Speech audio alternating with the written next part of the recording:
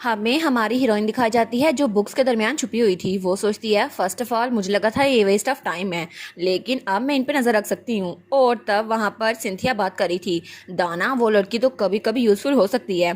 तो तब उसकी माँ कहती है हाँ बिल्कुल, वो वैसे भी तुम्हारे लिए एक्सक्यूज काम कर गई। तो दाना बीमार है इसलिए हम यहाँ पर और रुक सकते हैं। तो हमारी नर्स सोचती है जब मुझे ये सीक्रेट पैसेज मिला था तो मैं सीट के कमरे में गई थी, वही बच्चा जो बहुत ज़्यादा बीमार था, और तब वो बिना बताए गायब हो गया। लेकिन मुझे पता चला इसके अलावा बाकी कमरों तक जाने के लिए कोई रास्ता है। लेकिन वो सोचती है मुझे पता नहीं था, मैं इनका राज फाश करने के लिए भी इस रास्ते को इस्तेमाल कर सकती हूँ। तो तब सिंथिया कहती है लेकिन फिर भी पता नहीं इक्सियोन और एरिस वो मुझे प्रोटेक्ट क्यों नहीं करे थे, वो इस बच्ची को प्रोटेक्ट क्यों करे थे, वो वैसे भी इतनी स्पेशल नहीं है। तो उसकी माँ कहती है हाँ हाँ बिल्कुल, वो तो एक डिफॉर्म फेराथन है, उसके पास तो कोई मैजिक भी नहीं है, और वैसे भी वो लोग उसको ज्यादा बर्दाश्त नहीं करेंगे, उसको यहाँ से निकाल देंगे।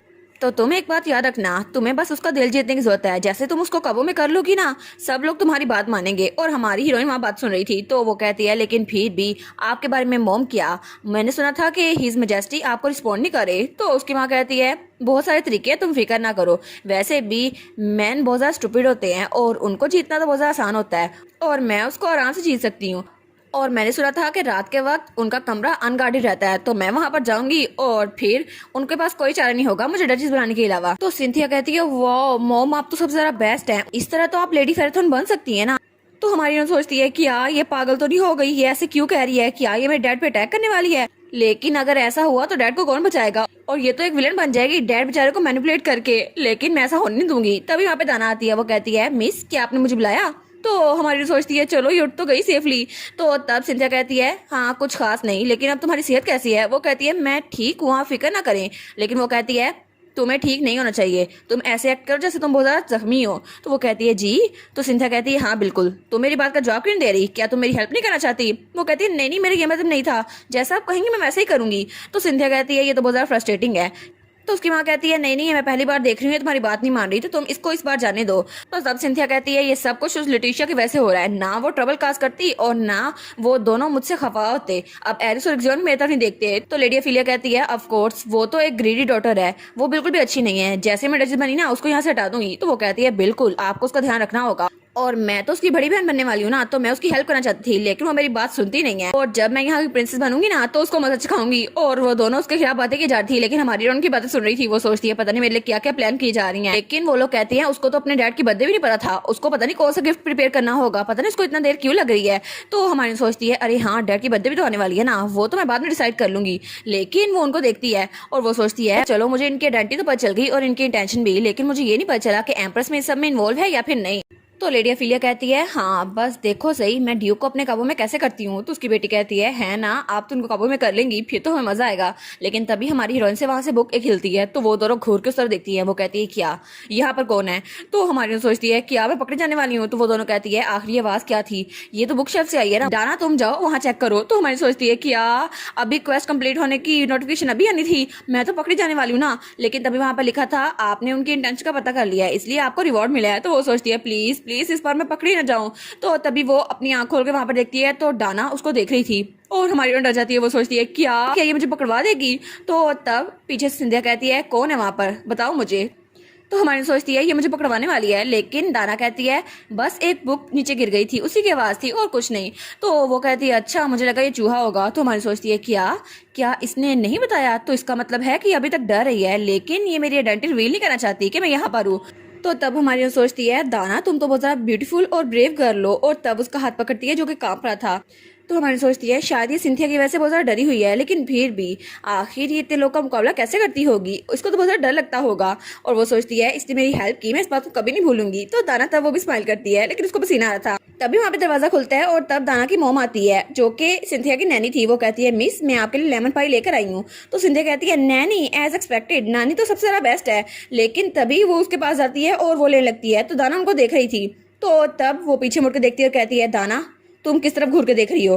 तो वो कहती है नहीं नहीं ये तो कुछ भी नहीं है। तो सिंधिया कहती है तुम ऐसे प्रिटेंड करती हो, ये ऑब्वियस नहीं है लेकिन साफ नजर आता है, तुम इस बात से जेलस हो ना कि मैं नैनी के साथ इतने ज्यादा क्लोज हूँ और तुम नहीं। हालांकि तुम जानती हो ये कितना ज्यादा मुश्किल था जब नैनी उनके पास तुम आ गई और उन्होंने मुझे पीछे धकेल दिया। तुम्हें पता भी है उसकी वजह से मुझे कितनी मुश्किलात फेस करनी पड़ी। तो उसकी मॉम कहती है नहीं मिस सिंथिया, आप गलत समझ रही हैं, दाना आपको घूर नहीं रही थी, ये बस उसकी आंखें ऐसी हैं। तो तब वो चिल्ला कहती है क्या मतलब, तुम उसकी साइड ले रही हो या मेरी? तुम मेरी नैनी हो, तुम मेरी नैनी बनकर हो, उसकी माँ ना बनो। तो तब हमारी सोचती है क्या क्या ये माँ बेटी के दरमियान भी ऐसी बोलती है, लेकिन इसको ऐसे नहीं करना चाहिए। तो तब वो कहती है ना नैनी, आप मुझे ज्यादा पसंद करती हैं, है ना? तो दाना की मॉम कहती है जी जी ऑफ कोर्स, दाना जल्दी करो माफी मांगो। और वो सोचती है कि दाना ने माफी ना मांगी तो क्या पता उसके साथ क्या हो। तो हमारी नून देखती है तो दाना नीचे झुकी हुई थी। वो कहती है प्लीज मुझे माफ कीजिए। तो हमारी सोचती है जब से मैं रीइंकार्नेट हुई हूँ मुझे यही देखने को मिल रहा है, दाना अभी सिंथिया से वैसे ही माफी मांग रही है जैसे मैं 1 साल पहले अपनी कजन से माफी मांगा करती थी, लेकिन ये बिल्कुल वैसा ही है। तो सिंथिया कहती है ऑफ कोर्स तुम्हें माफी मांगनी चाहिए, क्योंकि तुम्हारी वजह से मुझे ये सब कुछ फेस करना पड़ा और नैनी वो मुझसे दूर हो गई, लेकिन अब वो मेरे पास है। तो वो कहती है जी जी थैंक यू मिस। और दाना वो बेचारी तो बहुत ज़्यादा मुश्किल में थी। तो हमारी सोचती है ठीक है मैं तुम्हें ज़रूर खुश करूंगी दाना, क्योंकि तुम खुशी डिजर्व करती हो। और तब हमें कुछ दिनों बाद का सीन दिखाता है और बैंक्वेट हॉल जो कि बहुत ज़्यादा सजा हुआ था। तो सिंथिया कहती है वाह ये प्लेस तो बहुत ज़्यादा परफेक्ट है ना मेरे लिए। तो उसकी मॉम कहती है हाँ ये तो मैं अच्छी सूट करेगी, लेकिन वो सोचती है ये एक फीमेल बटलर ने ऑर्गेनाइज किया है और वो तो बहुत ज़्यादा परेशान हो गई थी ये इतनी ज़्यादा परफेक्ट कैसे है। तो तब सिंथिया कहती है ये सारे के सारे तो रिटेनर्स हैं, डैड तो यहाँ तक अभी पहुंचे ही नहीं।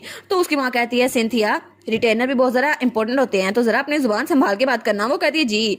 और फिर वो कहती है लेकिन फिर भी पूरी पार्टी में सबसे ज्यादा प्यारी मैं ही लगूंगी, देखे ना मेरा ड्रेस, ये तो एम्प्रेस ने खुद चूज किया था, मुझे गिफ्ट दिया था। लेकिन मैं बहुत ज्यादा डिसअपॉइंटेड हूँ कि फिलिया ने मेरे लिए ड्रेस अरेंज नहीं किया, क्योंकि वो बच्चों को ड्रेस नहीं बनाती। तो उसकी माँ कहती है फिर भी तुम्हारे पास ड्रेस की कमी थोड़ी ना है। तो तब वो कहती है हाँ बिल्कुल, लेकिन मैं श्योर हूँ कि मैं आज उस लड़की से ज़रा अच्छी लगूंगी। और वो हमारी लोलू की बात करी थी जिसने कहा था सिंथिया मुझे ज़रा क्यूट नहीं है ना, और वो अभी तक उस बारे में फिक्रमंद थी। लेकिन वो कहती है चाहे वो जितना मर्जी ड्रेसअप कर ले वो मुझसे ज़रा अच्छी नहीं लगेगी। तभी वहाँ पे कोई कहता है ड्यूक और उनकी पूरी फैमिली यहाँ पर आ रही है। तो वो लोग वहाँ पर देखते हैं तो हैरान रह जाते हैं, और ड्यूक लुलू और उसके भाई वहाँ पर थे और सब लोग उनके देख रहे थे। तो हमारी लुटिशिया वो स्माइल करके उनकी तरफ देखती है और बहुत ज़्यादा प्यारी लग रही थी। तब सिंथिया और उसकी मॉम लेडी अफिलिया दोनों उनको देखी जा रही थी। तो सिंथिया सोचती है आखिर ये मेरे डैड के बाजू में ऐसे कैसे है, इसको डैड ने क्यों उठाया हुआ है। लेकिन तभी ड्यूक कहता है किसी भी ऑकवर्ड स्पीच की जरूरत नहीं है, मेरी बेटी चाहती थी कि वो मेरा बर्थडे सेलिब्रेट करे, इसलिए सब लोग हमें कांग्रेचुलेट कहो। तो सब लोग कहते हैं जी जी बिल्कुल, हम तो बहुत ज़्यादा खुश हैं कि आपकी बेटी की वजह से आपकी बर्थडे सेलिब्रेट हो उसकी। और दूसरा कहता है मैं तो बहुत ज़्यादा जेलस हूँ, एज एक्सपेक्टेड ये सारी बर्थडे सेलिब्रेशन बहुत ज़्यादा अच्छी है यंग लेडी की वजह से।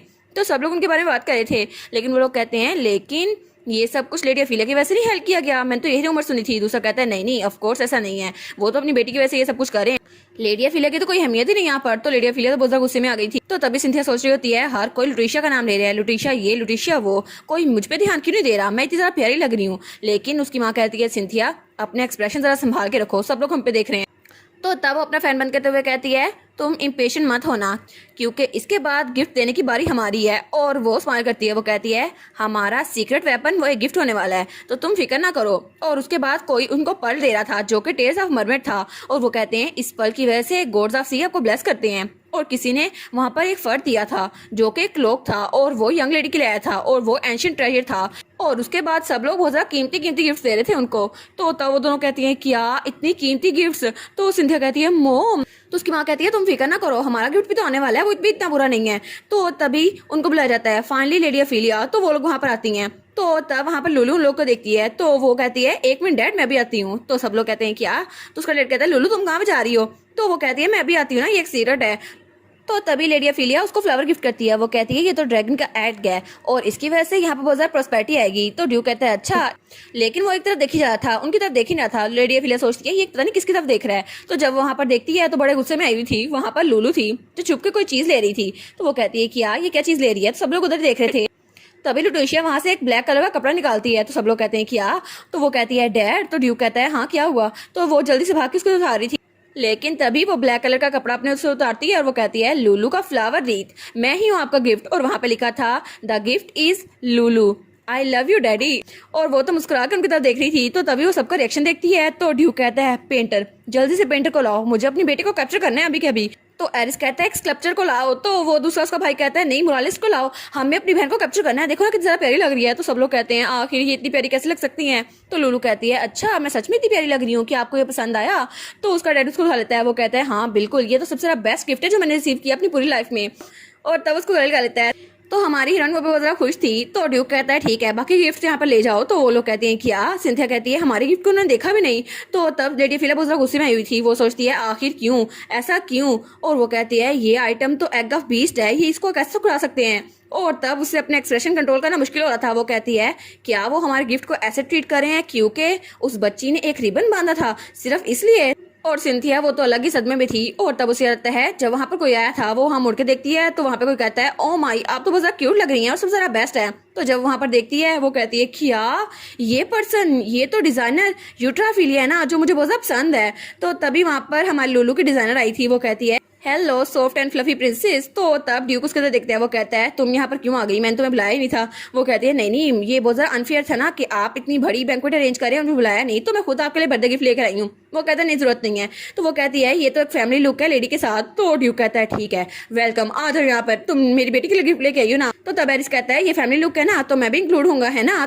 तो इक्सॉन कहता है मैं बड़ा भाई हूँ तो मुझे मिस नहीं कर सकते। वो कहती है माफ कीजिएगा, मैंने जरा जल्दी में तैयारी की थी तो मैंने आपको प्रिपेयर नहीं किया। तो सिंथिया सोचती है क्या आखिर मैं यहाँ पर क्या देख रही हूँ, एक मशहूर डिजाइनर जो बच्चों के कपड़े सिलाई नहीं करती वो उसके लिए डिजाइन कर रही है, लेकिन क्यों? आखिर ये सारा कुछ लुटिशिया के लिए क्यों बनाया गया है? उसने सिर्फ लुटिशिया के लिए ड्रेस बनाया, लेकिन क्यों मेरे लिए क्यों नहीं बनाया? और सब कुछ इस दुनिया में जो सब कुछ है वो उसी को क्यों मिल रहा है, मुझे क्यों नहीं मिल रहा? तो तब उसकी माँ उस कंधे पे हाथ रखती है और कहती है तुम फिक्र ना करो मेरी प्यारी बेटी। तो वो कहती है मॉम।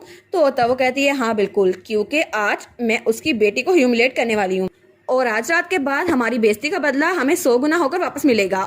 और बस एक बार मुझे डचेस बनने दो और उसके बाद ये सारी अथॉरिटी मेरे पास होगी और तुम फिक्र ना करो, चीजें मैं उसके लिए बहुत ज्यादा मुश्किल बना दूंगी और तुम्हारे लिए बेस्ट। इसलिए बहुत ज्यादा अच्छा होगा जब मैं देखूंगी कि वो मैडनेस की तरफ जा रही है, क्योंकि एक बार मैं उसकी स्टेप मॉम बन गई तो लुटिशिया उसको कभी भी इतनी खुशी नहीं मिलेगी, उसको हमेशा वैसे रहना पड़ेगा जैसे एक नौकर रहता है।